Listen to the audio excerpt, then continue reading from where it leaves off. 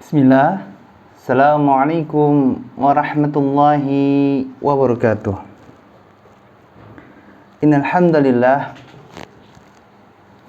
nahmaduhu wa nasta'inuhu wa nastaghfiruh wa na'udzu billahi min syururi anfusina wa min sayyiati a'malina. Man yahdihillahu fala mudilla lahu wa man yudlil fala hadiya lahu. Asyhadu an la ilaha illallah wahdahu la syarika lah wa asyhadu anna Muhammadan abduhu wa rasuluh sallallahu alaihi wa ala alihi wa ashabihi wa man tabi'ahum bi ihsanin ila yaumiddin wa salama tasliman katsira wa ba'du. Allahumma salli wa sallim ala Muhammadin wa ala alihi wa ashabihi ajma'in wa man tabi'ahum bi ihsanin ila yaumiddin wa ba'du.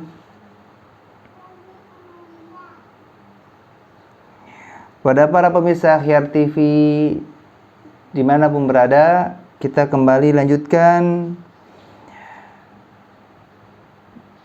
mengkaji dan membedah artikel, melanjutkan pembahasan pertemuan kemarin tentang anakku jadilah sebab orang tuamu masuk surga. Di pertemuan kali ini kita akan membahas bagian B. Setelah bagian A yang pertama sudah dibahas tentang mendidik anak adalah kewajiban orang tua, maka selanjutnya bagian B, banyak keturunan itu banyak rezeki. Slogan ini sering disebut oleh orang-orang dulu ya, termasuk orang-orang tua kita atau orang-orang yang saat ini sudah dalam usia sepuh ya, kalau kata orang bahasa daerah itu, atau lansia, lanjut usia lebih dari 50 tahunan, mereka pasti akan meyakini bahwa banyak anak banyak rezeki. Apakah perkataan ini salah ataukah benar? Jawabnya benar. Kenapa benar? Karena dibenarkan oleh syariat. Ada banyak dalil yang menjelaskan tentang ketika Allah Azza wa Jalla memberikan banyak keturunan kepada seorang hamba, itu tanda Allah akan berikan juga banyak rezeki kepadanya. Karena pada hakikat rezeki yang Allah berikan kepada seorang hamba, ketika kita misalkan sebagai lelaki memiliki jatah rezeki, anggaplah dalam persentase 100%. Kemudian ketika kita menikah, maka teorinya bukan menggunakan teori pengurangan atau pembagian seperti yang kita belajar dalam ilmu matematika. Karena rumus dalam rezeki Allah Azza wa Jalla, ketika kita orang lelaki, contohlah kita sebagai lelaki menikah, maka bukan jatah rezeki 100% ini yang akan Allah bagi untuk istri dan anak-anak kita nanti. Bukan. Karena Allah Azza wa Jalla memberikan rezeki dalam persentase 100%, itu Allah berlakukan juga untuk semua hambanya, baik yang laki-laki ataupun yang perempuan, yang tua ataupun yang muda, yang masih jomblo atau sudah menikah. Semuanya rata mendapatkan jatah rezeki 100% penuh, meskipun bentuknya berbeda. Karena dalam rumus kehidupan, kita semua makhluk Allah Azza wa Jalla akan sama-sama mendapatkan rezeki Allah. Apakah bentuknya sama? Jawabnya berbeda. Ada yang Allah berikan rezeki berupa harta, ada yang Allah berikan rezeki berupa keturunan, ada yang Allah berikan rezeki berupa kesehatan, ada yang Allah berikan rezeki berupa keselamatan, dan berbagai macam pemberian Allah lainnya yang kita anggap itu suatu kebaikan. Sebagaimana sama juga semua makhluk Allah Azza wa Jalla mendapatkan ujian dari Allah, mendapatkan musibah dari Allah. Apakah bentuknya sama? Jauhnya berbeda. Ada yang diberikan rezeki berupa kemiskinan, ada yang diberikan rezeki berupa kesakitan, ada yang Allah berikan musibah berupa kebanjiran, ada yang Allah berikan musibah berupa kekeringan. Semua hal yang dianggap tidak baik yang kita rasakan itu adalah ujian dari Allah Azza wa Jalla.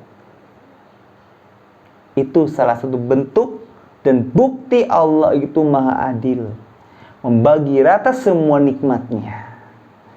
Nikmat yang berupa kesenangan untuk menguji rasa syukur kita kepada Allah, nikmat yang berupa kesengsaraan untuk menguji rasa sabar kita kepada Allah Azza wa Jalla.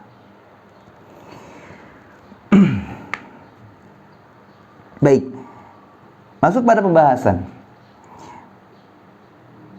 Allah Azza wa Jalla berfirman, "Fal'ana bashiruhunna wabtaghu ma kataballahu lakum." Kata Allah, maka sekarang campurilah mereka, para istri, dan carilah sesuatu yang sudah ditetapkan oleh Allah untuk kalian.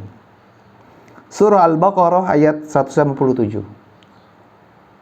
Imam Ibnu Katsir rahimahullah menafsirkan ayat tersebut, sesuatu yang telah ditetapkan oleh Allah untuk kalian. Dalam tafsir Ibnu Katsir ini saya hanya fokuskan kepada kalimat sesuatu yang telah ditetapkan oleh Allah untuk kalian. Apa sih maksud yang Allah tetapkan untuk kalian? Maka kata Ibnu Katsir, sebagaimana Abu Hurairah, Abdullah bin Abbas, Anas, Ikrimah, Sa'id bin Zubair, dan sahabat yang lainnya radhiyallahu ta'ala anhum mengatakan bahwa yang dimaksud dari kalimat sesuatu yang telah Allah tetapkan untuk kalian adalah maksudnya anak. Jadi maksudnya adalah kata Allah, maka segera campurilah mereka para istri dan carilah sesuatu yang sudah Allah tentukan untuk kalian, maksudnya adalah untuk mendapatkan anak keturunan. Tafsir Al-Quran Al-Azim jilid 1 halaman 512. Jadi yang memerintahkan kita untuk berhubungan badan dengan istri kita dengan tujuan agar mendapatkan keturunan dari hubungan tersebut adalah Allah Azza wa Jalla. Jadi teorinya kalau ada seseorang yang ingin hamil, kemudian dia kebingungan, kenapa saya belum punya anak? Kemudian dia konsultasi kepada ahli kesehatan, dokter ataupun bidan ataupun mantri dan ahli medis lainnya. Kalau mereka menyarankan untuk merutinkan hubungan badan, sebetulnya itu sudah berdasarkan perintah Allah Azza wa Jalla. Seorang pemburu, seahli apapun dia membidik pemburuannya, apakah pernah meleset? Apakah pernah salah sasaran? Jawabnya pernah.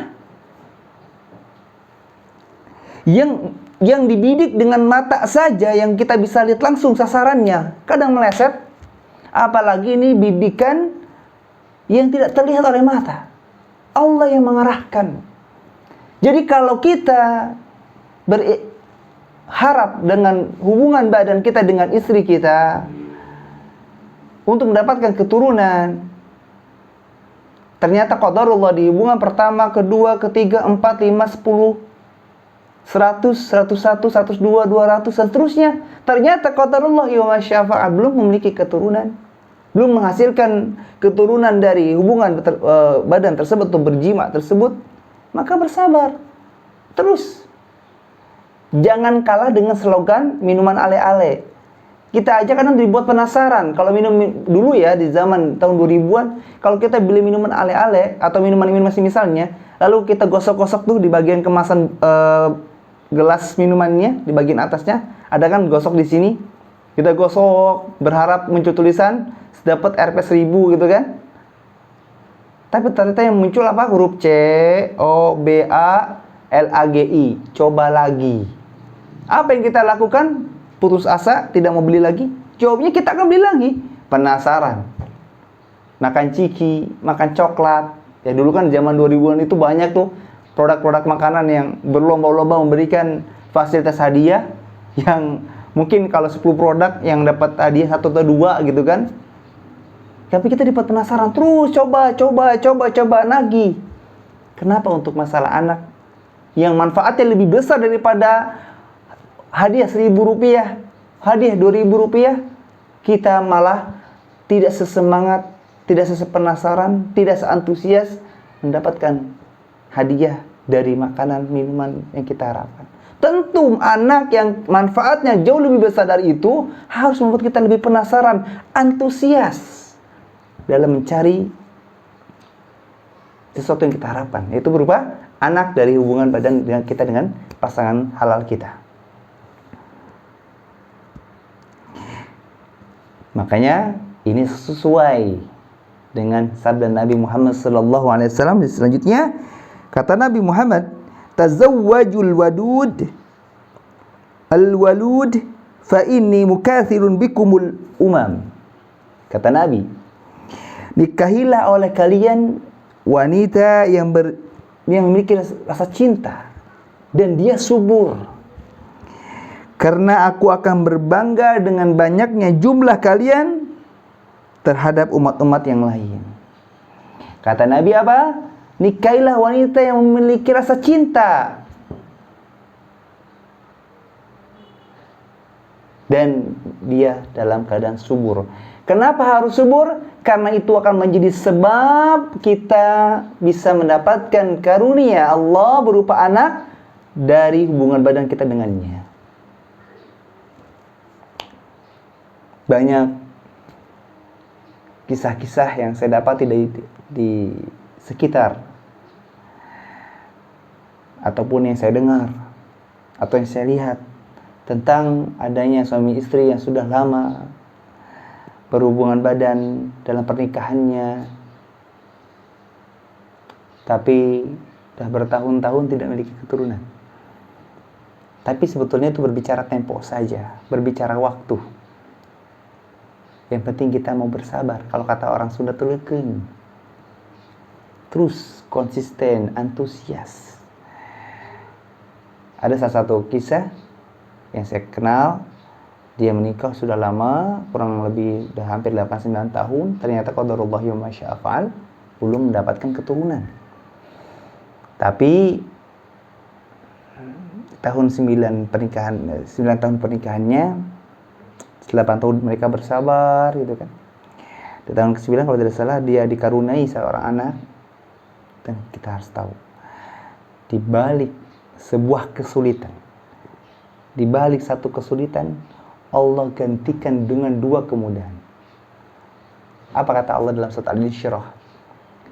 Inna ma'al usri yusra, inna ma'al usri yusra.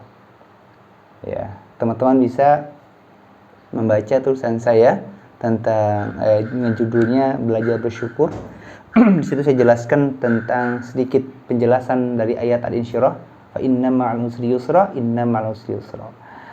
Dari 2 ayat tersebut kita simpulkan maksudnya adalah Allah Azza wa Jalla memberikan satu kesulitan kepada seorang hamba, dan bersama satu kesulitan ini Allah sudah sediakan 2 kemudahan. Makanya sebetulnya rasa sakit, rasa susah, rasa sempit yang kita alami dalam kehidupan ini jauh lebih sedikit jumlahnya dibandingkan rasa sehat, rasa senang, rasa bahagia yang kita rasakan dalam kehidupan kita. Tapi yang kita fokusnya sama yang sedikit ini. Kalau saya misalkan, saya katakan kepada teman-teman, misalkan saya bawa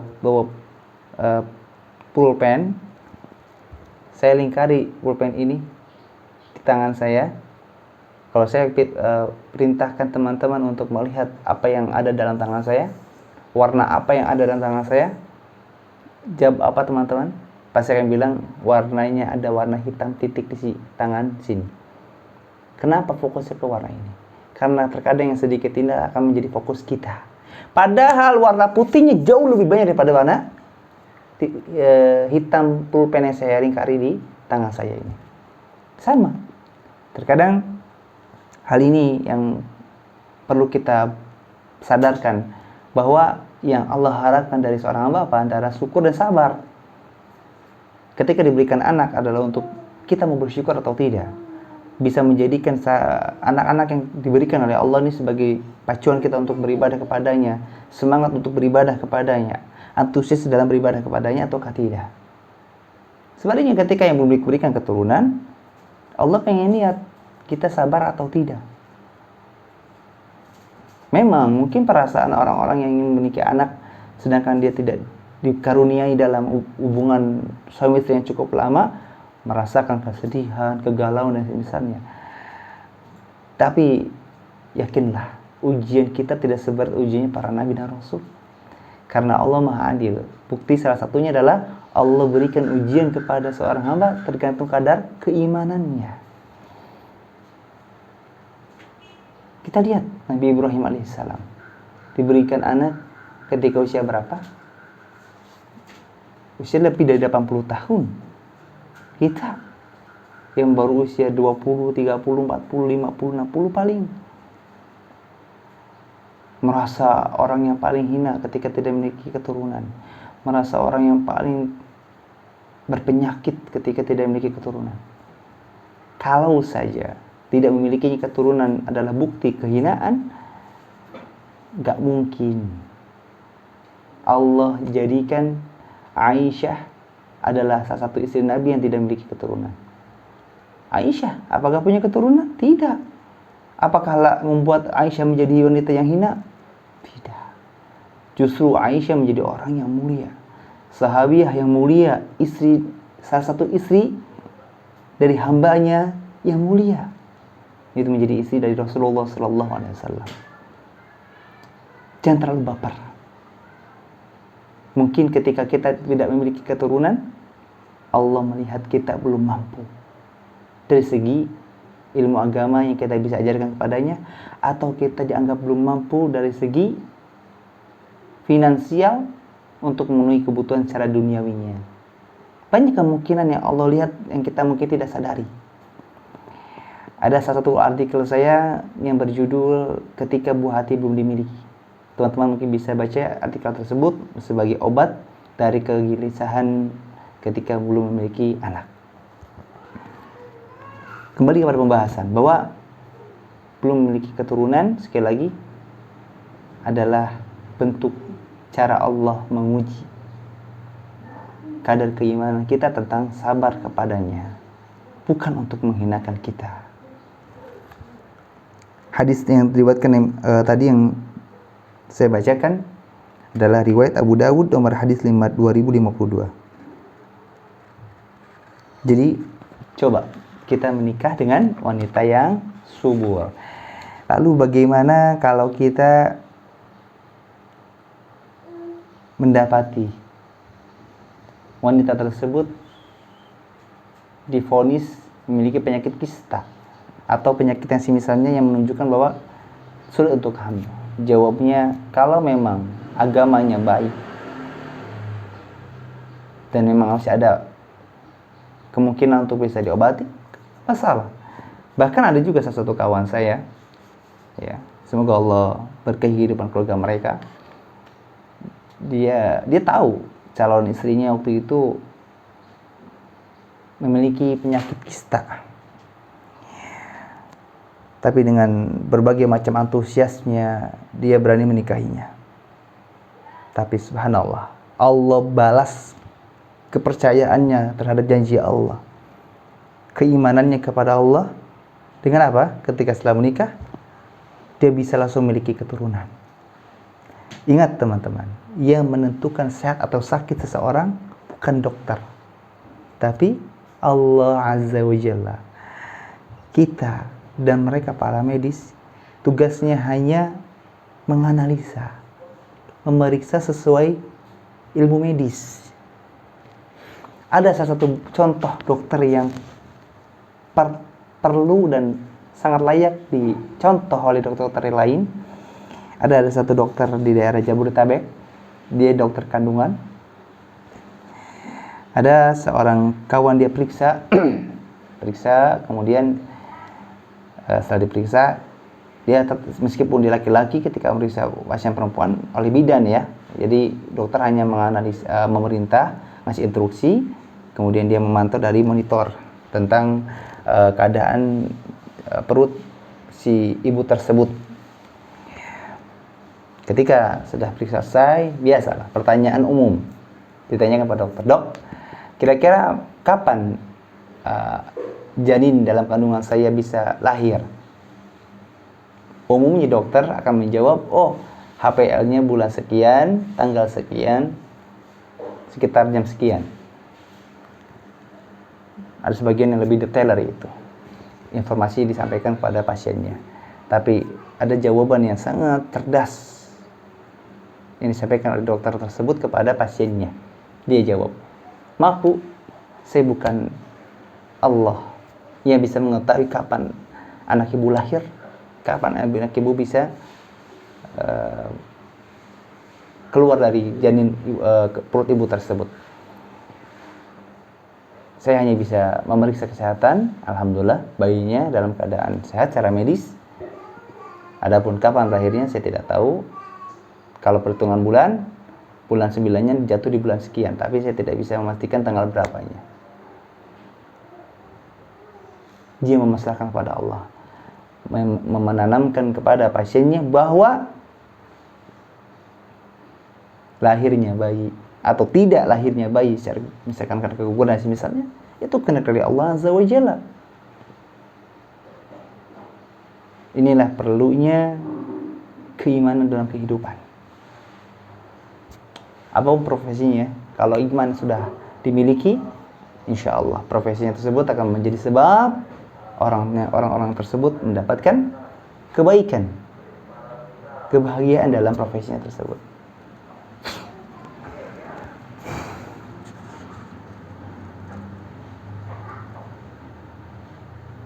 Dengan kita menikah dengan wanita yang subur, kata Nabi apa? Itu menjadi sebab bertambahnya jumlah umat beliau sallallahu alaihi wasallam. Dengan sebab bertambahnya umat beliau akan merasa bahagia, merasa bangga dengan banyak jumlahnya pada hari kiamat di hadapan para nabi-nabi dan umat-umat yang lain.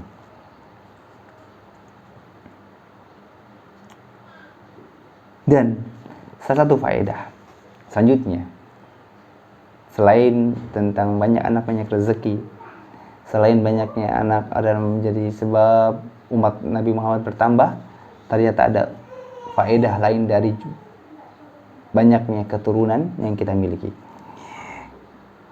Nabi Muhammad SAW bersabda, "Idza matal insanu inqata'a anhu 'amaluhu illa min thalath, sadaqatun jariyah wa ilmun yuntafa'u bih wa waladun salih yad'u lah." Kata Nabi Muhammad SAW, jika manusia wafat, maka terputuslah darinya semua amalnya, kecuali ada 3 amalan yang tidak akan terputus, kata Nabi. Pertama, amalan tersebut adalah sedekah jariyah, ilmu yang bermanfaat, dan anak salih yang berdoa untuknya. Hadis riwayat Imam Muslim nomor hadis 1631. Kata Nabi Muhammad, ternyata salah satu faedah atau manfaat ketika kita memiliki keturunan yang banyak adalah menjadi sebab kita akan mendapatkan kucuran aliran pahala yang tidak pernah terputus meskipun diri kita sebagai orang tua sudah wafat. Ibarat ini aset. Asalkan aset inilah yang menjadi orang-orang yang saleh. Jadi gak sembarang anak bisa menjadi sebab orang tuanya mendapatkan pahala, tidak semua. Hanya anak-anak yang saleh yang dia mendoakannya. Lagi-lagi syarat saleh menjadi sebab orang-orang yang memilikinya dan orang-orang sekitarnya mendapatkan keuntungan, apapun bentuknya itu. Termasuk ketika kita orang tua memiliki anak-anak yang saleh, bukan hanya kita dan mereka bisa masuk surga bersama. Kita bisa berkumpul bersama di surga kembali. Tapi ada dampak lainnya, itu selama kita wafat, dia masih hidup dan mendoakan kita, kita akan mendapatkan aliran pahala yang sangat banyak. Bisa jadi anak yang mendoakan ampunan, anak yang mendoakan keselamatan agar orang tuanya bisa masuk surga. Syarat salih menentukan hidup seseorang selamat ataukah tidak. senang ataukah susah di akhirat nanti.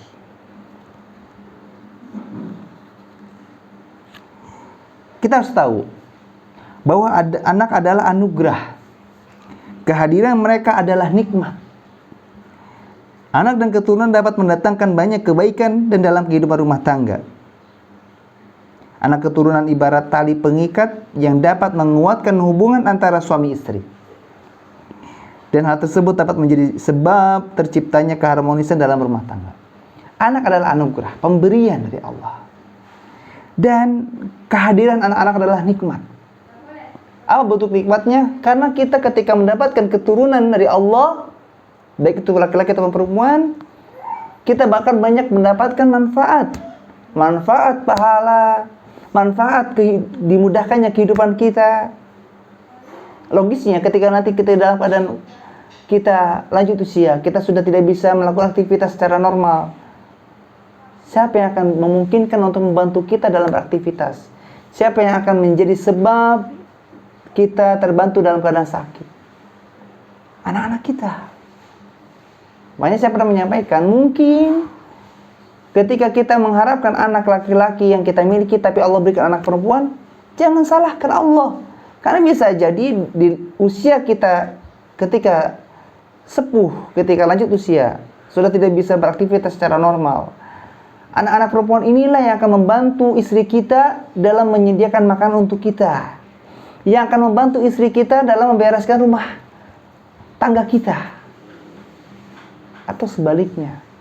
Ketika kita mengharapkan anak perempuan, lalu Allah berikan anak laki-laki kepada kita, bisa jadi anak laki-laki inilah yang akan membantu kita dalam keadaan lemah.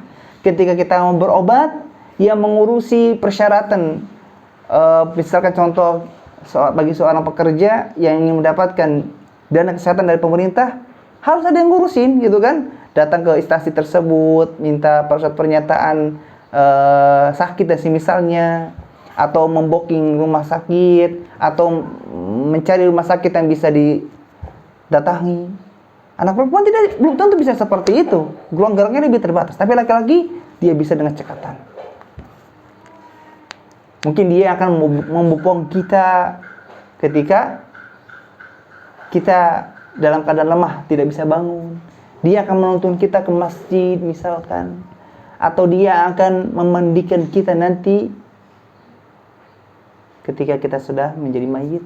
Misalkan banyak kemungkinan yang Allah bisa berikan kepada kita berdasarkan kenapa Allah berikan anak keturunan yang mungkin tidak sesuai kita harapkan. Sama ketika Allah Azza wa Jalla memberikan keturunan berapapun kepada kita, mudah-mudahan kita bisa mendapatkan faedah sesuai hadis Nabi ini tentang mendapatkan aliran pahala ketika anak-anak kita menjadi orang-orang yang salih, mereka yang mendoakan kita. Kemungkinan besar orang-orang sekitar kita yang akan selalu mendoakan kita, yaitu istri, anak-anak, orang tua, orang-orang yang kita kenal di luar. Seperti saya dikenal dengan para pemirsa, belum tentu kalau kalian mendoakan saya selalu, belum tentu. Istri dan anak-anak kita lah yang akan selalu mendoakan kita. Lalu kalau istri dan anak kita bukan orang yang salih, kemungkinan kecil untuk dikabulkan oleh Allah doanya sangat sedikit. Tapi ketika istri dan anak kita menjadi orang yang salih, insya Allah kemungkinan untuk terkabulkannya doa dan harapan kita akan mudah dikabulkan oleh Allah Azza wa Jalla. Maka dengan melihat segala sisi tadi, anak-anak tuh kalau kita lihat dari sisi lain, dari hal yang sudah saya sebutkan, itu sudah membuktikan bahwa Allah sudah menjadikan anak-anak sebagai rezeki dari Allah. Anak-anak itu sudah termasuk rezeki dari Allah Azza wa Jalla, pemberian dari Allah Azza wa Jalla. Allah menjanjikan bahwa setiap anak yang lahir akan Allah jamin rezekinya. Seperti pembahasan di awal, bahwa semua makhluk Allah mendapatkan jatah rezeki penuh dari Allah Azza wa Jalla. Sehingga ketika kita menikah, maka kita memiliki jatah rezeki 100%, istri kita pun mendapatkan jatah rezeki 100%. Ketika kita memiliki satu anak, Allah pun berikan rezeki 100% kepada anak kita. Total ada berapa? 300%. Ketika kita punya anak dua, Allah pun berikan jatah rezeki 100%. Jadi 400%. Maka tidak heran kehidupan seseorang yang bujang ketika dia menikah, maka dia kehidupannya akan berubah, akan lebih baik. Usahanya akan lebih mudah. Bisnisnya akan lebih lancar, pekerjaannya akan lebih baik. Ketika dia memiliki anak satu, keadaannya itu akan lebih baik daripada sebelumnya ketika belum memiliki anak. Ketika anaknya dua, akan lebih baik daripada keadaan ketika anaknya hanya satu. Dan begitu seterusnya. Lagi-lagi ini bentuk Allah Maha Adil.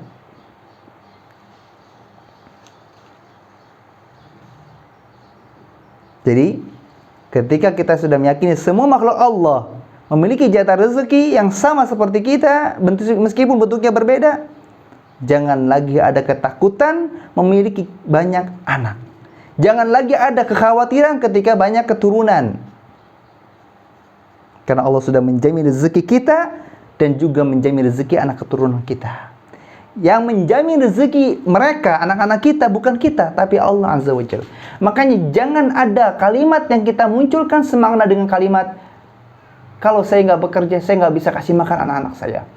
Tidak boleh berkata kalimat-kalimat semisal ini. Kenapa? Yang memberikan makan kepada anak kita adalah Allah. Sebagaimana yang memberikan makan kepada kita adalah Allah. Kalau saya nggak bekerja, saya nggak bisa menghidupi istri dan anak saya. Tidak boleh berkata kalimat semacam itu. Karena yang menghidupi kita dan istri dan anak-anak kita adalah Allah Azza wa Jalla. Semuanya.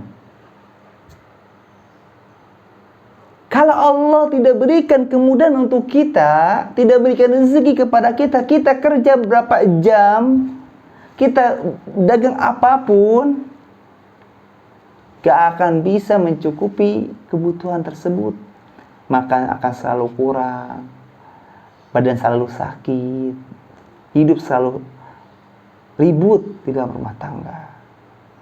Banyak hal yang perlu kita hindari dalam bermuamalah di rumah tangga, termasuk hindari ucapan-ucapan seperti itu.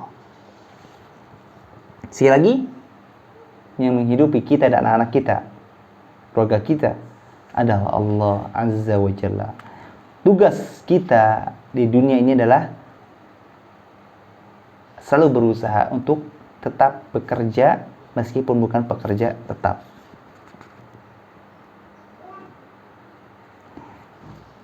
Jangan lagi ada kekhawatiran ketika Allah berikan banyak keturunan pada kita. Karena kata Allah Azza wa Jalla, "Wala taqtulu auladakum min imlaq. Nahnu narzuqukum wa iyyahum." Ini penguat dan penegasan dari kalimat yang sudah saya sampaikan. Kata Allah, dan janganlah kalian membunuh anak-anak kalian karena takut kemiskinan. Kami akan memberi rezeki kepada kalian dan kepada mereka. Apa kata Allah? Jangan kalian bunuh anak-anak kalian karena kemiskinan. Jangan pernah berpikir, saya bingung, saya nggak punya uang buat mendidik, membesarkan anak-anak saya. Saya nggak punya uang buat ngurusin anak-anak saya. Akhirnya anaknya dibuang, anaknya ditelantarkan, bayinya digugurkan. Allah musta'an. Tidak layak seorang muslim memiliki keyakinan semisal ini. Allah sudah menjanjikan bahwa Allah lah yang akan memberi rezeki kepada kalian dan kepada mereka. Berapapun jumlah istri kita, berapapun jumlah anak keturunan kita, Allah yang akan menanggung rezeki mereka, bukan kita. Jangan sombong kita ini. Udah kita tuh orang yang lemah, sombong pula. Apa yang mau disombongkan? Surah Al-An'am ayat 151. Imam Ibnu Al-Manzur rahimahullah menjelaskan, ar-rizqu adalah sebuah kata yang sudah dimengerti maknanya dan terdiri dari dua macam. Pertama, bersifat zahirah atau terlihat, semisal makanan pokok. Kemudian yang kedua bersifat batinah, tidak terlihat untuk hati dan jiwa berupa ilmu dan pengetahuan. Kitab Lisanul Arab jadi 10 halaman 1115. Kalimat ar-rizqu itu banyak maknanya. Ada yang menjelaskan tentang pemberian Allah yang terlihat seperti makanan, uang, pakaian, dan hal-hal pemberian Allah yang terlihat lainnya. Dan ada yang menjelaskan tentang pemberian Allah yang tidak terlihat berupa kesehatan, ya, berupa kita bisa memiliki ilmu, kita bisa memiliki pengetahuan, membuat kita bisa melakukan apa yang diperintahkan oleh Allah, meninggalkan apa yang yang tidak diperintahkan oleh Allah. Adanya iman dalam hati kita. Berbicara rezeki sekali lagi bukan berbicara uang, tapi berbicara semua pemberian Allah untuk kita. Sedikit melengkapi. Kenapa kehidupan orang yang menikah lebih baik daripada orang yang jomblo? Kenapa orang yang memiliki keturunan lebih baik daripada orang yang sudah menikah tapi belum memiliki keturunan? Jawabnya, karena bisa jadi ketika kita sudah menikah, Allah berikan rezeki untuk kita dan istri kita melalui kita sebagai kepala rumah tangga yang mencari nafkah. Bisa jadi kita ketika sudah punya keturunan, Allah berikan rezeki untuk kita, untuk istri kita, untuk anak keturunan kita kepada kita. Jangan jatahnya banyak. Kan teman-teman saja kalau menghadiri acara tasyakur tetangga, ya, misalkan kita ada punya anak kita nggak bisa datang karena ada halangan. Kemudian kita datang ke acara tasyakur, misalkan contoh akikah, kita bawa besek, ya, bawa makanan. Kita biasanya apa? Dititipin. Ini buat anaknya mana? Anaknya tidak bisa datang, Pak, mohon maaf ya. Ini untuk anaknya. Tidak harus satu besek, satu bingkisan barengan, tidak. Bahkan Allah mungkin bisa jadi si Sahibul Hajah memberikan beseknya untuk kita satu, untuk anak keturunan kita juga. Sehingga masing-masing punya jatah. Manusia aja kadang bisa berbuat seperti itu, apalagi Allah Azza wa Jalla. Tentu akan lebih layak untuk bisa berbuat semacam itu.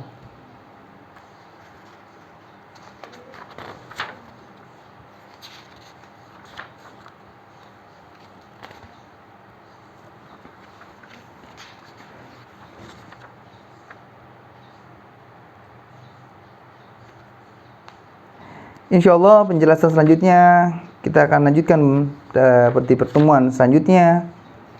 Masih membahas tentang banyak keturunan, banyak rezeki. Cukup panjang pembahasannya, tapi insyaallah penjelasan selanjutnya akan saya sampaikan di pertemuan esok hari biiznillah.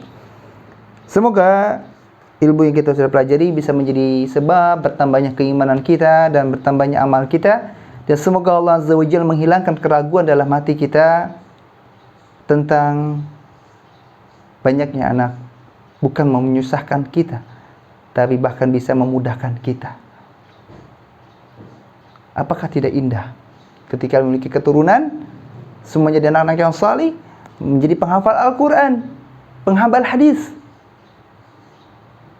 Tinggal tunggu waktu di saat kita bisa masuk surga bersama mereka, dan mereka bisa menjadi sebab kita bisa masuk surga Allah Azza wa Jalla. Allahumma inna nas'aluka husnal khatimah. Allahumma inna nas'aluka jannatal firdaus.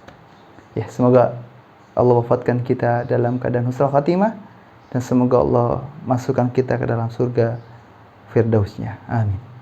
Subhanakallahumma bihamdika asyhadu an la ilaha illa anta astaghfiruka wa atubu ilaik. Assalamualaikum warahmatullahi wabarakatuh.